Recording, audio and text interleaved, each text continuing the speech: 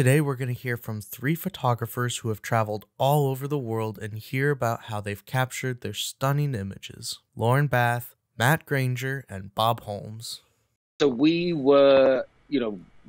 try to work with operators in countries that are able to get you right into a community. So we were in this one, we had just stopped off at a village and were taking a walk through. In Ethiopia, they're a little bit more formal about it. And when you go from region to region, you kind of need to hire a local guide to join your national guide. It's not a formal thing per se, but if we want to go in and see a tribe, it's better that we hire someone who grew up in that tribe to take us around, as well as our guide who is looking after us for the 2 weeks.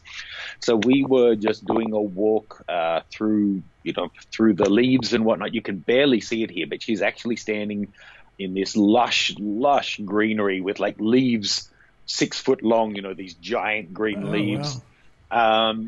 And she was there was an arch of foliage behind her, which was giving her this wraparound. That's why she's got a seam of shadow down the front of her face. And I got, I think, 2 shots on this one before she giggled and ran away. She just kind of emerged from the plants to see what these strangers were doing. I got the shot, she giggled and ran, and I converted this one, to be honest, to black and white. 1, I think it's pretty, but 2, the wraparound of green light gave it the weirdest color haze that I just couldn't get the skin tone. I couldn't get the skin tone to look nice, so I went black and white. It just got this great feel to it, the sort of halo of the blown out background. And why was that background so blown out? It was just all reflecting. She was backlit through, the light was only coming through the foliage, so I overexposed it about 2 stops to get the shot. Fantastic. Excellent. Yeah. Okay, now we're looking at the guys also in Ethiopia in the tree. 2 guys. Yes. Okay, so this was another village. I think this was, I don't remember exactly which part of Ethiopia, but it was one of the villages that gets more tourists, and it can be a little difficult sometimes when you first go to work with communities. You want to do it in the right way. So now we've been going a while. We'll go to communities, deal directly with the elders of the village and make a donation to the community, and then just spend the day without it being so transactional.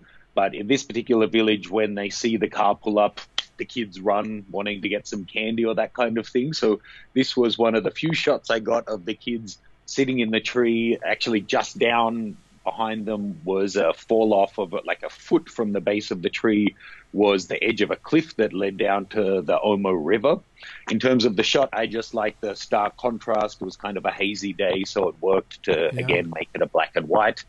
And it was as simple as they were sitting in the tree, hadn't noticed us pull up before I noticed them and got the shot, and they climbed down to run over and say hi. What time of day do you think that was, Matt? I am going to say probably like 2 to 4 p.m. in the afternoon. So kind of maybe 45-degree hard sunlight. Well, that's a good example of, that's a very challenging time to photograph. And you made it work because you don't have harsh shadows on their faces.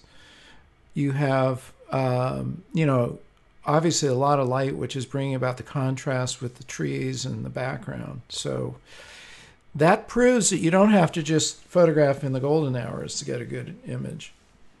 Yes, Northern Lights in Finland. So I like this shot because the exposure is dreadful. You can see on the left-hand side that the tree, there was a lamp there and it is completely blown out. Yeah. Technically, this is not a good shot, but the memories that this evokes and the overall image, I think, is beautiful. And I think it's just an example of one of those times where there's an intangible. There's something that you can't quite put your finger on why you like an image because, on paper it's not a good one. Yeah. But it's been a long time favorite of mine.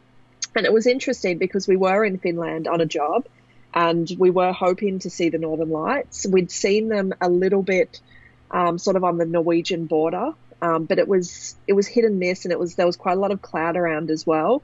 So when you photograph the aurora with cloud, with a 30-second exposure, you get like this grey, ugly blur through the aurora. Yeah. So we'd come back down to Saraselka. We were in the national park. It had been a whiteout. We'd been out actually on the snowmobiles all day, and it was a complete whiteout. Like the sky matched the snow. And we didn't think we were going to have an opportunity to capture the aurora. It was one of the last nights. I think it was the second last night of the trip. So we were in the cabin, we'd had dinner. I was in bed already. And one of the guys I was traveling with said, I'm just going to go out and have a look.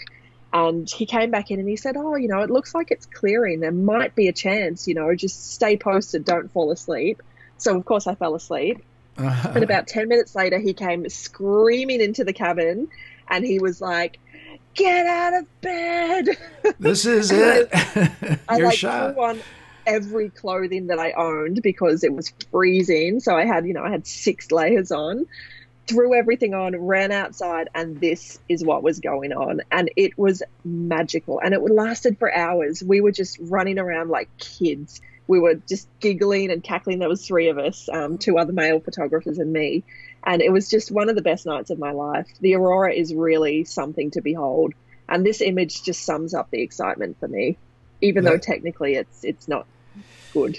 Yeah, but it's telling the story, which is exactly what happened. And I love the different light elements. Like in the outside of the cabin or the cabin area, there's that orangish light behind there, which is really great. It definitely contrasts with the green, and everything definitely works together to tell a story, which is really what photography is all about. I wanted to show these because it raises the whole ethics of photographing people, and Ed touched on some of this yesterday. There's a lot of concern with everyone about photographing people, whether you should get their permission, and how you should approach photography, particularly in foreign cultures, but anywhere in the world, even if you're in your own hometown in the States or wherever you happen to live, how do you go about photographing people? There's a lot of criticism of photography of these women because they're doing it, it's traditional. These women traditionally wear the neck rings. I remember seeing them in National Geographic in the 1950s when I was a little kid. In the 1950s. That's right. And seeing photographs like this. So they've been doing this for centuries. So it's nothing new. But now the tradition is continued largely because they can make money from tourists. The problem is most tourists that do this, there were dozens of tourists there, usually European. They go in, see them, take a photograph of them, go and stand next to them, ask the partner to take a photograph of them, never talk to them at all, never address them as human beings. It was as though they were animals in a zoo. Yeah. Literally. There was absolutely no communication. And, these photographs that I took the last time I was there in Myanmar, we spent quite a bit of time talking to them. We sat down with them, we communicated with them, we talked about their life there, and you establish a rapport. This is a woman weaving. And you don't just go in and you can't get photographs like this just going in and shooting. The photographs that the tourists get are very wooden. We got to know them as best we could. Admittedly, it's difficult in a finite amount of time, but you make that effort. You don't just go in and blast away. There are times, in fact, the next shot that did flash up there of the old guy in India. Oh, yeah. You want me to bring that up? Yes, please. Okay, there he is. Let me enlarge that, however. He's not on my screen, but he will. Sorry. I'm sure he will be. The other situation is where you see something and you don't want to destroy the moment. This photograph was taken in Jodhpur in India. I was walking down the street and saw this old guy reading. And it was, an absolutely picture perfect scene. And I knew if I'd stopped and taken his photograph, I'd have been surrounded by little kids saying that Someone's taking a photograph, he would have looked up and it had destroyed everything. Totally. So I walked by him, pretending not to be interested at all. But I walked down the street, probably 100 yards or so. I adjusted my camera. I got the focus in the right place. I got the exposure down. And then I walked back past him. And then I turned around and walked past again. And very quickly picked my camera up and shot 3 frames before the kid shouted out and he looked up at me. So, there's certain things that you have to do surreptitiously, otherwise you'll never get the shot. And this is one of my favorite shots. That's gorgeous. And it was, if I'd got permission to take it, I'd never have got it. It would have been possible to recreate that easily. You can do it. I shouldn't say impossible, but you'd never get quite that same feeling. It'd be very difficult to get it. So, there are times when you have to think ahead. And I always feel that as long as you're not making fun of someone and ridiculing them, it's okay. If you wouldn't mind someone taking a photograph of you in a similar situation, then fine. If you're doing something really stupid and someone takes a photograph of you, then it's different. We hope that you enjoyed that video. If you did, please give it a like and leave a comment. We love to hear from you. If you want to see more videos like this, be sure to subscribe and ring that notification bell so that you can know when all of our future videos come out. And finally, be sure to get out there and capture your own images of life.